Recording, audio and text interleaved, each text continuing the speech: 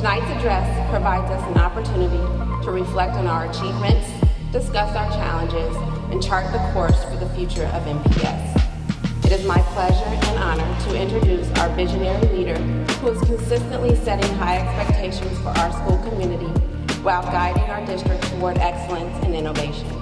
Good evening. There we go. Ladies and gentlemen, esteemed members of our community, parents, teachers, students, and honored guests. I am profoundly honored to stand before you today to reflect on the state of our public schools in Montgomery County. Your presence here is a testament to our shared commitment to the success of our students and advancement of education in our community. In my first year as superintendent, we have worked very diligently and hard to identify our pain points and our opportunities for success, and that work is ongoing consistently. We have talked extensively about the importance of being committed to long-term work and understand the fact that the change process in any organization takes a minimum of 3 to 5 years. That is a process we have to go through together.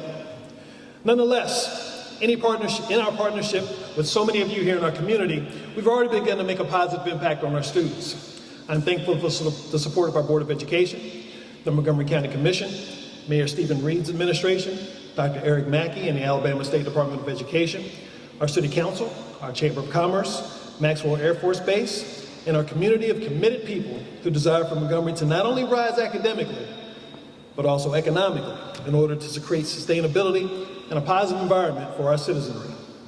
Having a growth mindset about our work is essential to our progress. We must shake off the tendency to talk about the past, live only in the present, and not have a vision for the future. We must work toward a future that is extremely bright because we are preparing for it and taking the steps to position our students to be the leaders of tomorrow. This is the work that we have at hand, and it's vital that we're all committed to that. As we gather here today, I extend a warm welcome to each of you. Your commitment to enhancing our schools is inspiring and essential to our mission of creating and providing a world-class education for every child in our care. Together we form a community of learners, educators, and advocates who must be united by one common goal: to empower our students with the knowledge and skills they need to thrive in an ever-evolving world. Before we delve into the heart of today's presentation, I'd like to give you a quick overview of the structure that we'll be following throughout this presentation. I'll start by identifying and celebrating some achievements and highlights, discussing our academic performance, our extracurricular accomplishments, our teacher and student successes, and then move on to educational initiatives, including curriculum enhancements, technology integration, and our dedication to equity, diversity, and inclusion. We'll also touch on the strides we've made in our infrastructure and facilities, and there's a lot, our financial outlook, and our community engagement efforts, as well as the challenges that we face along with our future plans. And I do mean to emphasize future plans, because those are things we have to get ready for. We can't just simply say we want to do things, we have to actually plan to do things. It's no secret that academically we've had our struggles over the years, and we have many challenges in front of us. This is not new. However, we have to identify those challenges and then create supports to overcome them. Many of the struggles in student achievement can be attributed to a lack of student engagement, a need to transform our classroom environments, and a lack of alignment of our programs, curriculum, and resources throughout pre-K through 12th grade. Those are the big rocks that we have to tackle, and much of that work we've done in the first year of this administration has been geared towards setting a firm foundation to address that. Academic performance is indeed a focus of the vast majority of our work. However, we cannot simply raise achievement in test scores by saying we're going to raise achievement in test scores. We actually have to do the work to make that happen. And that requires all of us pitching in to make that come to fruition. In the past year, we've done many of those things. That includes the implementation of a fully articulated, state-approved curriculum, continuity of instruction from pre-K through 12th grade, the addition of reading and math coaches throughout our schools, AmSty training in math, and letters training in English language arts to strengthen our Tier 1 instruction. A 5-year plan for 15 elementary schools to receive professional development and support to implement problem-based learning in STEM. A district-wide universal screener to gauge academic growth. Formative assessments across K through 12th grade. Efforts to pursue transformation in classrooms, allowing our students to learn material and then apply it in real-life context.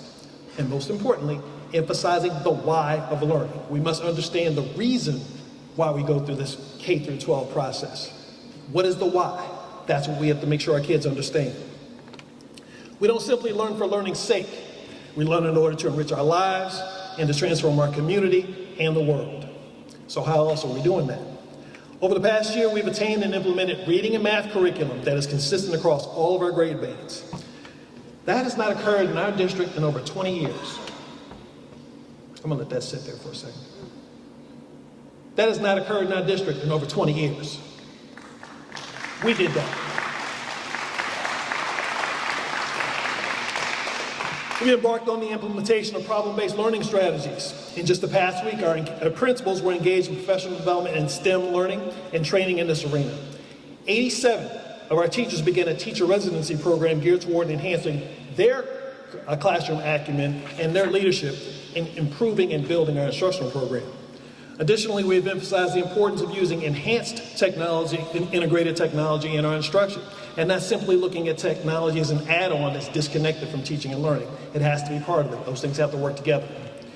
In the midst of building this, we nevertheless do have a number of significant successes we'd like to talk about, and these are the type of successes that for years have been underappreciated and unrecognized. In the past year, our students have shown minor growth on standardized tests. We don't talk about that. But we know we have a great deal of work to do in this arena, and we accept that challenge. Despite those challenges, we have to celebrate our small wins so they can culminate in ultimate victory, while fostering a strong focus on improving our classroom conditions. This is paramount to increasing our academic achievement and equipping our students with all the tools they need to excel. In the past year, our students have shown growth in both reading and in math. We need larger steps in that reading. In that math. We need to make bigger growth, but we made some growth, and we should be proud of that. We've successfully moved significant numbers of students up on the proficiency scale on our state test, known as the ACAP. However, it's not nearly enough, and we accept and know that. We need to have far more growth in our assessment results, and it is absolutely a focus and a concern that we share. At the same time, we must understand that these deficits do not disappear overnight. It took time to create them, so therefore it takes time to undo them. We understand and appreciate the patience in making sure we go through that process. And we all know that there's nearly a one-to-one correlation between achievement and economic disadvantage. We understand that. This is a major trend that we intend to overcome. We don't want disadvantage to be any type of impediment for any of our kids to achieve academically. And if we can buck that trend, then we will be way above a whole lot of other districts across the country. That's what we aim to do. Increasing our numbers of students who demonstrate growth will help us to make huge strides toward increasing our achievement numbers. We believe that the mantra of any academic program should be how well students are demonstrating growth. It's very easy to take students who are the best students in the world and have them. I'll use myself as an example. I could have the best students in the world in my classroom. No matter what I say or what I do, those students are going to be successful. Doesn't matter who's in front of them. However, when we're talking about students who need us, who have deficits that need us to help fill, those are responsibilities that we have to not take lightly. Those are things we have to work purposefully to fix and address and work hard to make sure our kids understand they are just as accomplished as any other kids in America, and we can help them get over that finish line to be the best they can possibly be. That's our responsibility.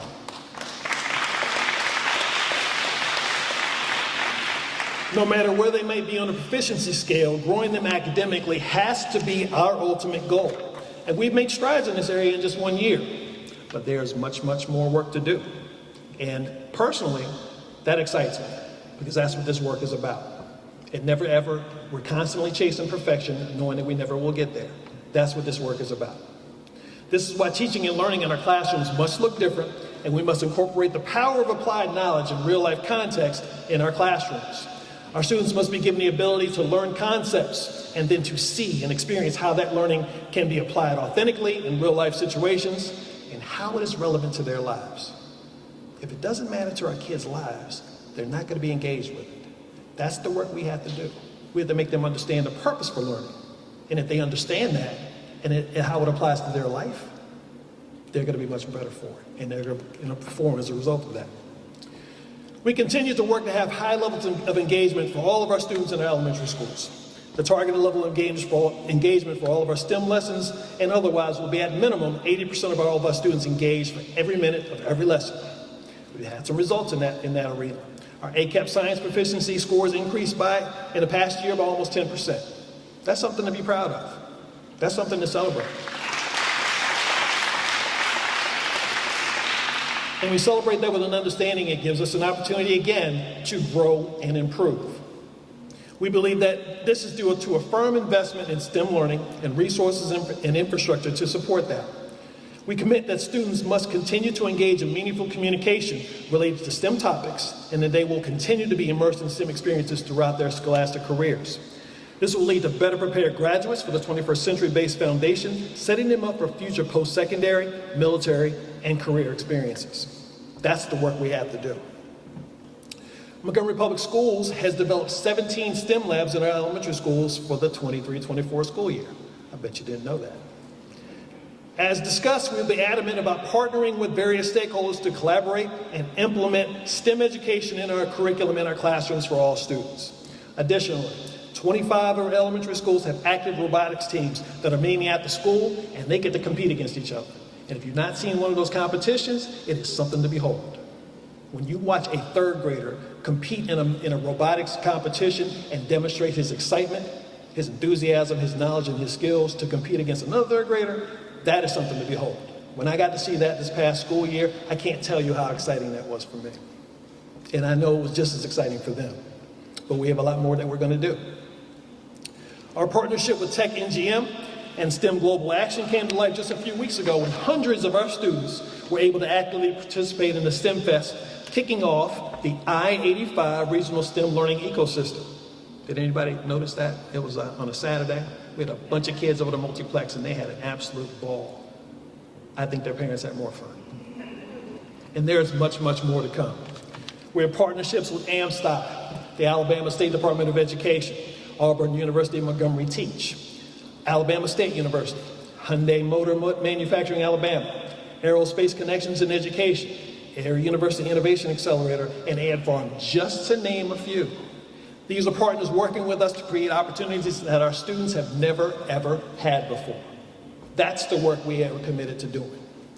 Our elementary STEM teachers are projected to receive K-6 STEM certifications through Auburn University Montgomery in 2024-25. That speaks to their commitment to how they want to change the way we do our work. So everybody's involved in this. This work is not only positively impacting our students, but it grows our teachers and allows us to retain and recruit the best staff that we can find. Our schools do not exist for the convenience of adults. I'm going to say that again. Our schools do not exist for the convenience of adults, but for the benefits of our students.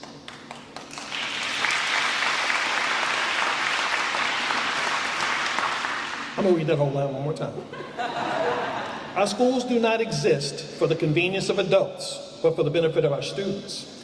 And we need the right people to lead that effort.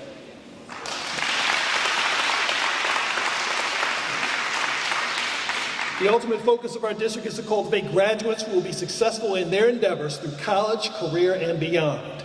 Opportunities to receive CTE certifications and credentials have increased across our district. This effort, along with students benchmarking on the ACT with writing and ACT work keys, as well as participating in dual enrollment and advanced placement, and soon International Baccalaureate coursework at Macmillan, Carr Middle School, and right here at Park Crossing High School. That's being built right now. As well as entering in the military. Thank you. Yes, give that up. And entering the military have increased the numbers of graduates being prepared to successfully navigate the next steps academically and professionally. Our district's college and career readiness rate improved by 7% comparatively from 2022 to 2023. We want a bigger jump. I need bigger numbers than 7%. I'm proud of that 7%, but I want a bigger jump. Let me tell you why. With changes in our CTE programming, staffing, offerings, and partnerships, we expect significant increases in those numbers by the end of this school year. Because of where we live and the tremendous partnerships that we have in our community, we believe that our college and career readiness numbers should be among the best in all of the state. There's no reason they shouldn't.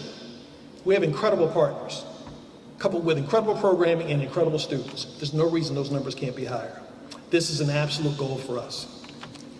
The graduation rates for the district and the individual schools have increased as compared to the data that will be reported in the fall of 2023, which is a year in arrears. It gets a little confusing. We'll talk about that later. The overall graduation rate for our district has increased by approximately 12% to a projected rate of 79%. Not bad. Great increase, but not a bad number.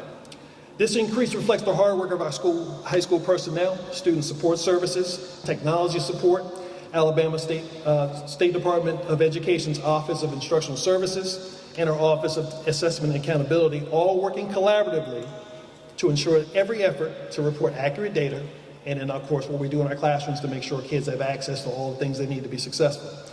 We're setting our expectations to change those numbers significantly this year, with an emphasized focus on individual student needs and aspirations, setting our sights on exceeding a 90% graduation rate, which I believe is a reasonable and attainable goal. We're gonna let that sit. Extracurricular achievements enrich the lives of our students beyond the classroom. In sports and athletics, our teams have brought home several state championships in the past year, fostering teamwork, discipline, and healthy competition. Brubaker Technology Magnet High School brought home a state championship in softball. Give it up. Lamp High School brought home state championships in tennis and esports. Let's give it up. We have numerous individual students who receive state recognition for their efforts in those arenas that have gone on to compete athletically at the college level. But we need more, and we can create more, because our kids are brilliant and have those types of abilities. If only we support them in the right ways, we can do that. We have implemented flag football in a number of our high schools, and those teams will grow and compete with other schools across the state. I am very excited about that. We have incredibly high expectations for all of our programs to continue to grow, and we must remove the barriers that we created to prevent students from getting access. Yes, we created those. Those we can remove. We've also taken steps to improve our facilities and our opportunities for all of our students, and I'll discuss the litany of those changes a little bit later. Our arts and music programs are making a comeback, with students' talents showcased at local and regional events. Following intervention a few years back, many of our programs were scaled back, and our work now is to rebuild and invigorate those programs. With the ad valorem tasks that our community supported, we were able to allocate 50 teaching units for areas of music and art.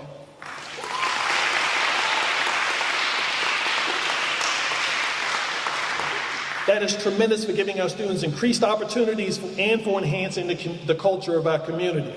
Our partnerships with the Arts Council, Amp Up Arts, and with other community partners, including the King's Canvas, all those things will yield positive results in that arena. I was honored to participate in a tremendous panel discussion just last week. I was focused on the importance of arts education in our schools and in our community, and we had a great discussion about what it does. It's not just about the aesthetics of art. Art is much deeper than that. Music is much deeper than that. It gives our kids an opportunity to express who they are, what they aspire to be, and the struggles that they might have, what their lives look like. All that comes through in art. We have to learn to appreciate and embrace that, and that needs to be something we hone in our kids. We must be committed to that work, and we believe we are creating conditions that will greatly impact our community in that way. Awards and recognitions have been bestowed upon our students for their accomplishments as well, both academically and in various competitions, including but not limited to the recognition of 18 National Merit semifinalists in Montgomery Public Schools. A stellar culinary program at Carver High School resulting in students being duly enrolled. Resulting in students being duly enrolled in the culinary arts program at Trentham State Community College, one of our post-secondary institution partners. We had a district-wide STEM competition, which I spoke of earlier, involving elementary school students, and it was amazing. It was absolutely amazing. And the incredible displays of talent at Booker T. Washington High School for the Performing Arts in its annual showcase. These are only a few of our highlights. Only a few. That tells you just how talented and brilliant our kids are, if given the opportunity, if given the conditions, if given the support to make those things come to fruition. We can do those things. Our teachers' dedication is evident in their accomplishments and achievements as well. And we're going to notice one of ours tonight. I can't wait to get to that part either. We'll do that later though.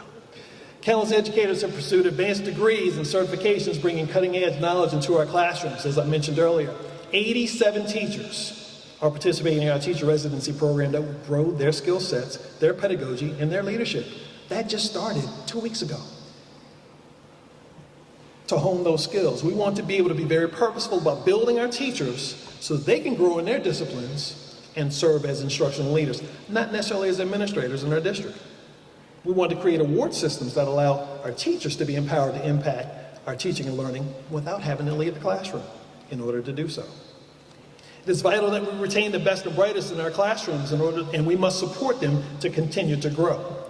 MPS had 12 classified paraprofessionals show interest in becoming certified through our partnership with Reach University. Our efforts to, quote, grow our own teachers are important to our future. We have 13 other classified employees who are currently pursuing their professional learning certificates. We have currently 16 national board certified teachers. 6 of our teachers are currently pursuing mental health certifications through the Trojan School-based Mental Health Scholarship Award. These are just a few of the ways that we are working to grow our own teachers for our community to serve our community. Curriculum enhancements are a cornerstone of our commitment to growth. New programs have been implemented, such as our project-based learning initiatives, are working to ignite students' passion for learning. Our emphasis on STEM education prepares students for the demands of the modern workplace. Technology integration will transform our approach to education. Our one-to-one device initiatives have equipped our students with tools for interactive and personalized learning experiences. Online learning platforms have proven invaluable, especially when we were dealing with challenging times of COVID. We learned how to do those things, and we need to grow in how we do that, ensuring uninterrupted learning. We can also grow the use of these technologies for the purpose of ensuring that all of our students, despite any challenges, are able to fully engage in impactful learning. Something that's probably going to get a chuckle out of some folks, I hope, but I'm happy about it. The implementation of our Yonder pouches to address the prevalence of cell phone use in our classroom and in our schools. It's been a successful initiative, but we haven't seen any numbers associated with that yet. So let's talk about what those numbers look like. That's already made some positive results. We have experienced 114 fewer disruptive incidents compared from this time last year to now.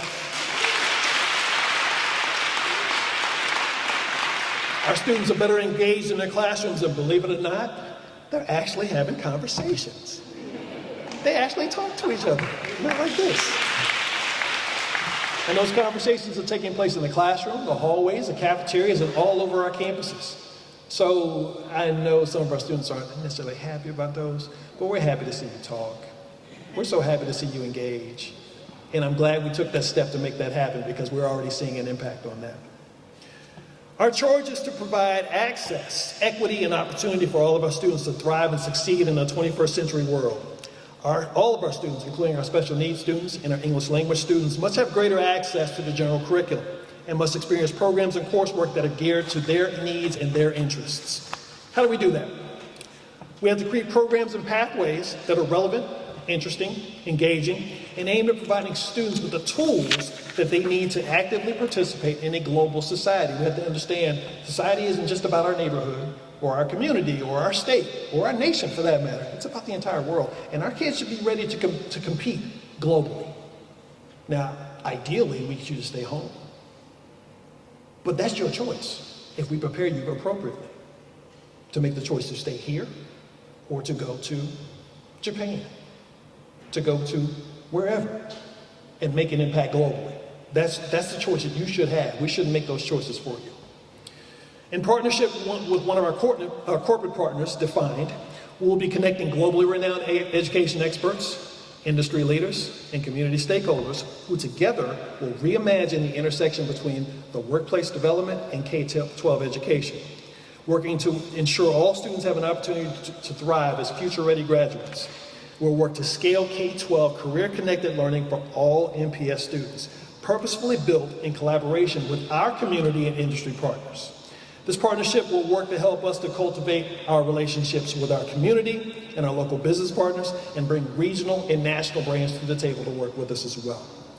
In this framework, we'll plug in our own business partners from here in our community, such as the Equal Justice Initiative, Hyundai Motor Manufacturing Alabama, Alabama Power, Maxwell Air Force Base, our post-secondary partners such as Trenton State Community College, Alabama State University, Auburn University Montgomery, and Faulkner University, among others.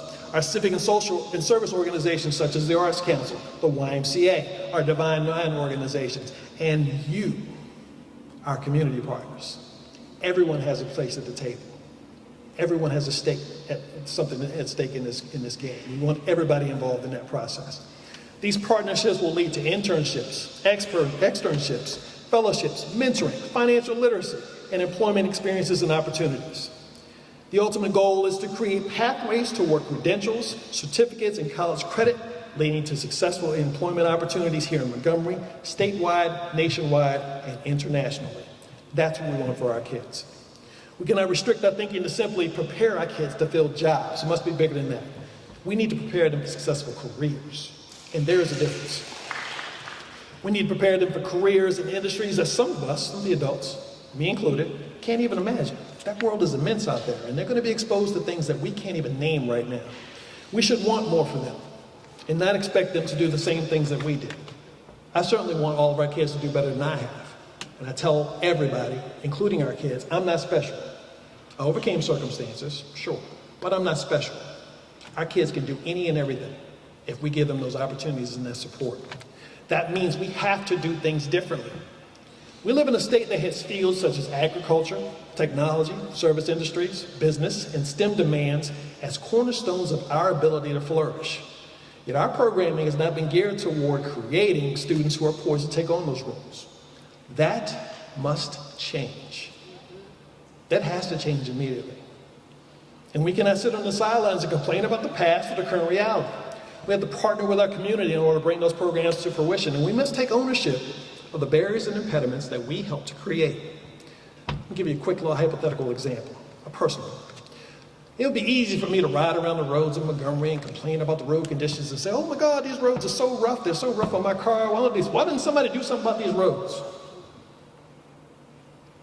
Well, you know what? What I fail to acknowledge is that the car I'm driving is on bald tires.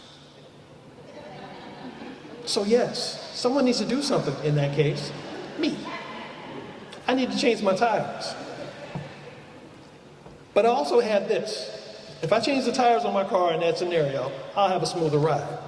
Our goal as a district is to move collectively together to change the tires on this car that we call MPS.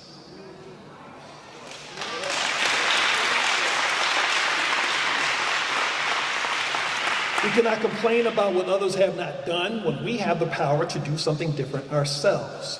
Through decades of neglect, we've accepted mediocrity. We've become used to it. I can tell you now, I don't like mediocrity. I'm not used to it. And I don't want us to be used to it because we're better than that. Some of the very people in this room may have been part of the paradigm that we created, that in which we live, and those are the ones who take shots at the work we're attempting to do. That must change. And we must recognize the immense potential we have and work toward fulfilling it. Yes, we have struggles academically. We accept those. Yes, we have struggles economically. We accept those. Yes, we have struggles socially and emotionally. We accept those. But much of that exists because historically, as a district, we have not been properly resourced, supported, or modernized in a district that's there to support our children in our schools. As a result, our community and our kids have suffered. We lost a generation of kids. We can't do that again. That can't happen again. We have an opportunity to do something magical here, and we need everybody involved to make that happen.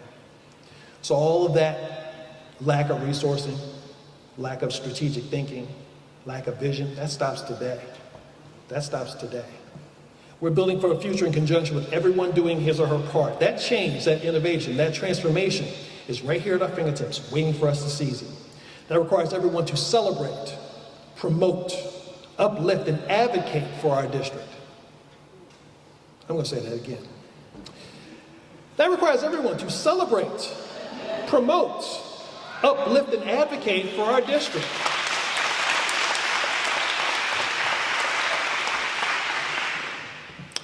Of course, we can identify challenges. We have to name the problems before we can solve them. However, we cannot be the ones who sit back and denigrate and demean the very people who are striving to make the transformation happen for our community. We're the ones that have to get that done, and we have to do that together. We have to support each other in those endeavors. We should join those folks and support the work in a way that we know how, any way that we know how. That is how a community galvanizes to create what it wants. That's what we have to do. We have a forward-thinking city and county administration who are thinking about new remedies to old problems. They're not living in the past, but they're working to transform to create a better future. That is also the work of the school district, and I invite you to partner with us to make that happen. On to infrastructure and facilities. Now, there's a lot going on in terms of our buildings, and when we talk about neglect, we know some of our buildings have not necessarily had the types of attention that we might desire. Well, we're in a place now where we can do something about that. Classroom modernization assures that all students have access to state-of-the-art resources. Renovations and upgrades have commenced to transform our school and classroom environments. We have construction plans to move Baldwin Middle School, to construct a new Flowers Elementary School, a new Percy Julian High School, a new Capitol Heights Middle School, and a number of other projects to improve our facilities, including our new 9th grade academy at Carver High School. School building improvements are creating modern and more comfortable learning spaces for our kids. Some of those, I'm going to go through a litany of things that have happened, just in case folks have not been able to see some of these things come to fruition. Some of those improvements are the following: the Goodwin HVAC and window renovations, Brew Tech HVAC renovations. I'm with you, Jason.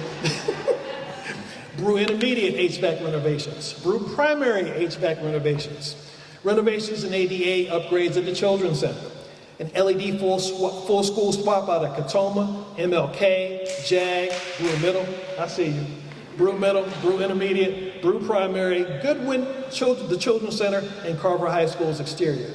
That's a lot, y'all. I'm not done though. The opening of a brand new Booker T. Washington High School for the Performing Arts. The opening of the MPS Leadership Center. Parking lots paved at Fitzpatrick, MLK, Carver Elementary, Halcyon, Highland Gardens, Baldwin, Highland Avenue, the Leadership Center, and Vaughn Road. Brubaker Middle School's library renovation, known as the Loft, in conjunction with our partner Ed Farm.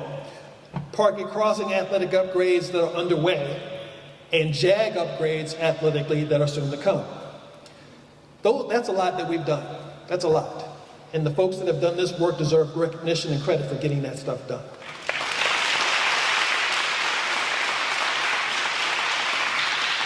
This is not the same old MPS.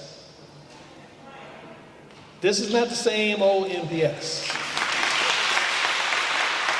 Whatever that means. Whatever that means. I don't know what that means because I wasn't here for that. But we're looking toward the future. Something else that's going to sound minor at first, but I'll share it anyway. Our district has received 4,000 new desks for our classroom, and we'll purchase an additional 4,000 new desks this fall. This sounds like a pretty minor thing, right? But I assure you it's not, and here's why. These purchases are not for the traditional classroom desks that you and I sat in when we were in school. Way back, for me, it was in the dinosaur days. While this is only a fraction of the numbers of desks needed throughout our district, it is a start to providing resources to tell our community that the classroom environment for our students matters. This will be achieved by seeking net zero furniture options coupled with district-wide sustainability program, and these flexible seating options allow for quick changes in the classroom to the physical spaces that exist, prompting collaboration, creativity, and problem solving in our classrooms. Not your old traditional desk where you're just standing with rows looking at the teacher at the front of the classroom. Those days are gone. That has to be over. This is a major component of changing our classroom environments aimed at a 21st century orientation. Safety and security measures are paramount. We understand that in today's environment. We have to have safe and secure institutions. Campus security upgrades are intended to increase the safety of our students and our staff. To start, we have invested in a new camera hosting platform with 800 replacement or additional cameras that will provide users the ability to view cameras from a mobile device or from any area with internet access for increased monitoring of our buildings and direct access to our partners at the Montgomery Police Department. Additional processes and procedures have been increased to including random searches, local LEA drug searches, and outsourcing our front office security to free up our personnel to be more active throughout the buildings to improve safety and security for our students and our staff in our middle schools and high schools.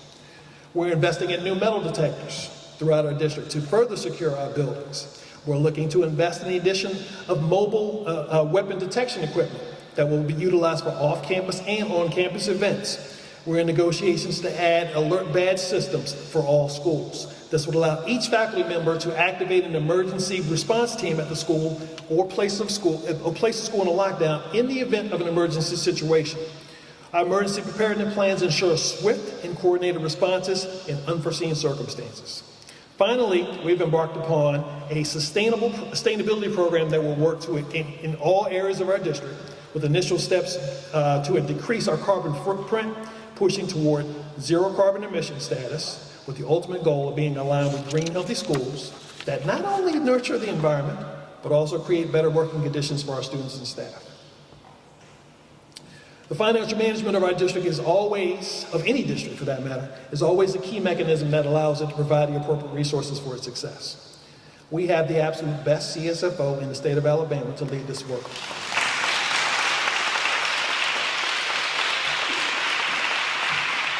Shout out to my colleague, Mr. Arthur Watts.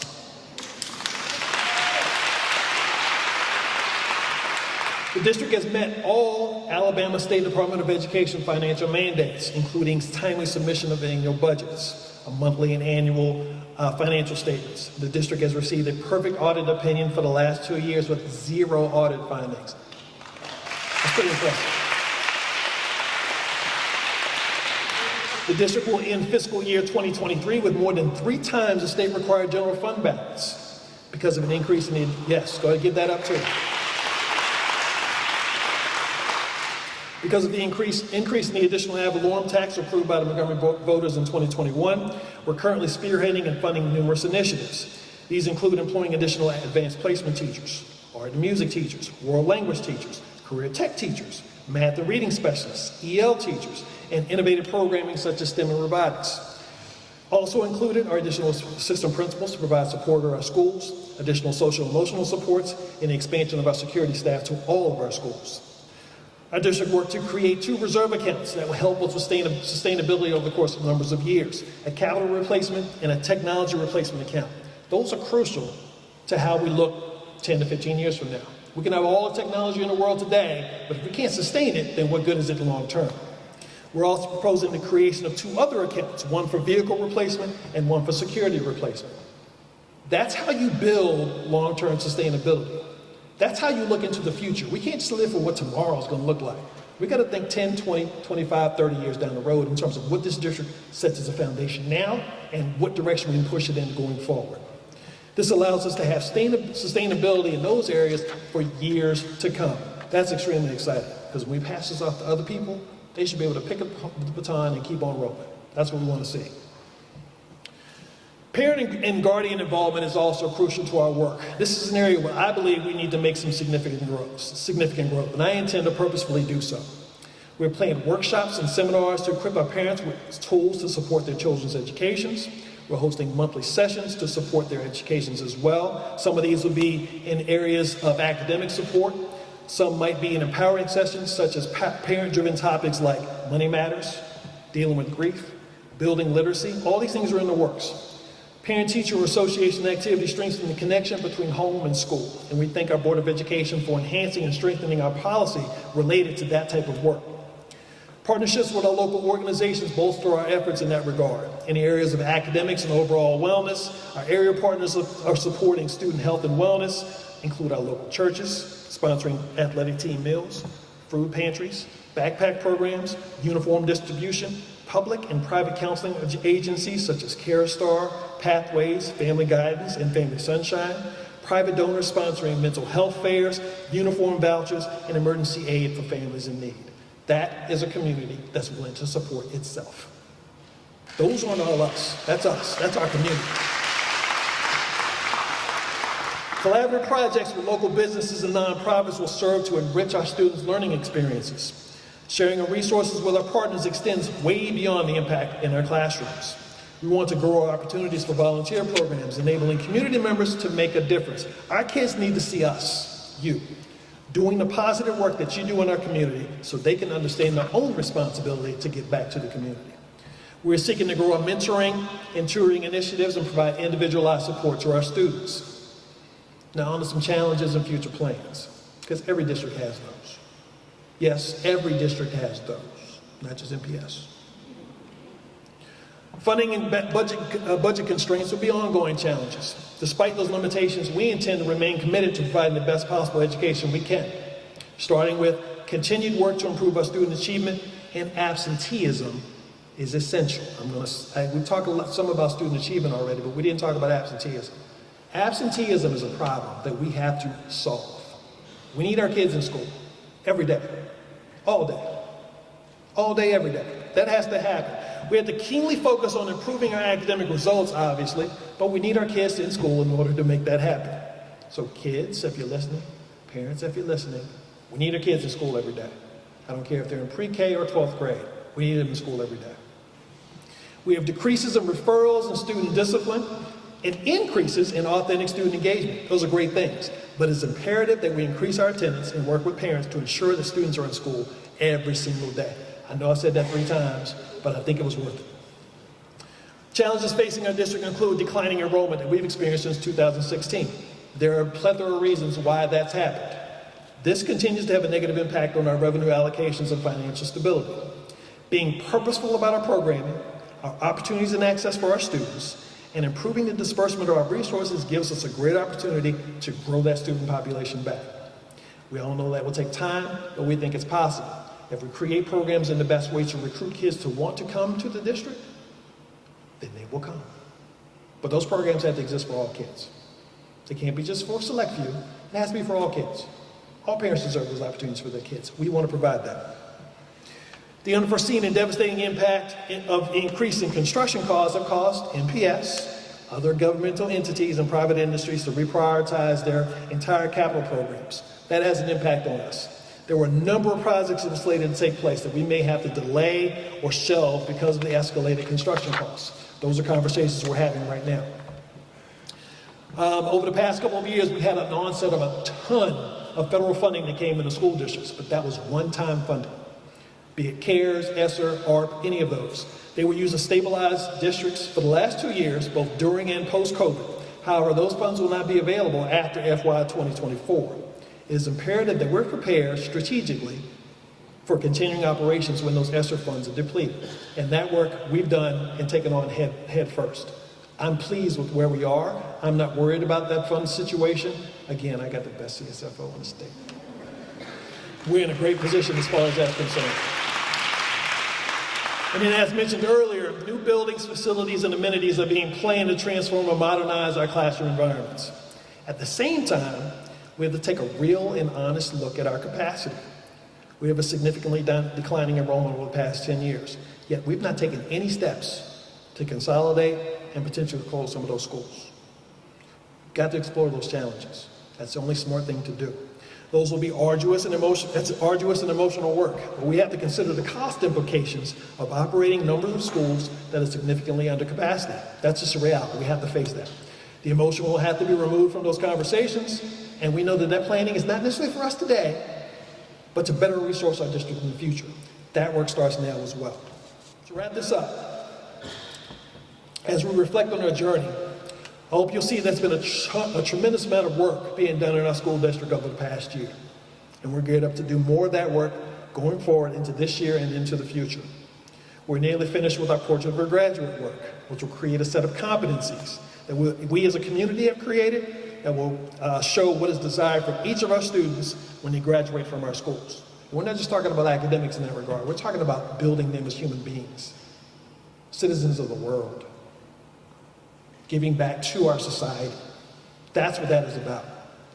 From pre-K to 12th grade, that initiative will have an impact, and will also create metrics that will help us to measure our students' progress in that regard. Those competencies are centered on the ability to adapt, adaptability, communication, critical thinking, and global citizenship. So you'll be seeing some things about that in the coming weeks. We're in the midst of creating a brand new 5-year strategic plan, and we hope to have that work wrapped up by December. I'm excited about that as well. That will set a path for how we continue to grow and improve as a school district into the future. We're also developing a data dashboard that will triangulate and unify all of our data points, enabling us to better and more efficiently use the data to drive our improvement and allowing our public to see that data in action, revealing true transparency. Our commitment to excellence is unwavering. I invite you all to stay connected, to stay involved, as our collective efforts to shape the future of our education in Montgomery is right here at our fingertips. Your presence here today is deeply appreciated, as is the presence of those who might be watching us virtually. Our accomplishments and our focus on growth and improvement are a testament to the dedication of our staff, the students, the talents of our students, and the unwavering support of our community. With gratitude and optimism, I thank you for your attention, your dedication, your patience, and your commitment. It is not the same old MPS, and we have to all accept and understand that. I greatly look forward to our continued growth and success in Montgomery Public Schools. And when we truly mean it when we say there's more with MPS, we truly mean that. That means something to us. And we hope that you see that yourselves and you see yourself as a part of that crucial work as we go going forward, because making that slogan come to life. That has to be a real piece of how we go about doing our business. We have to understand our responsibility as great. It's not just coming here every day because it's a job to collect a check. We're building the next generation that's going to lead our community and our country and our world going forward. We have to own that responsibility, realize how powerful our impact can be, and be poised to take that on. Understanding sometimes we take risks that will cause us to make mistakes, and that's okay. We learn from those mistakes, and that makes us better the next day. So I'm going to say it again. There's more with MPS, and I implore everyone in our community to understand that, to support that, and to be part of that. Thank you so much for your attention. I really appreciate it.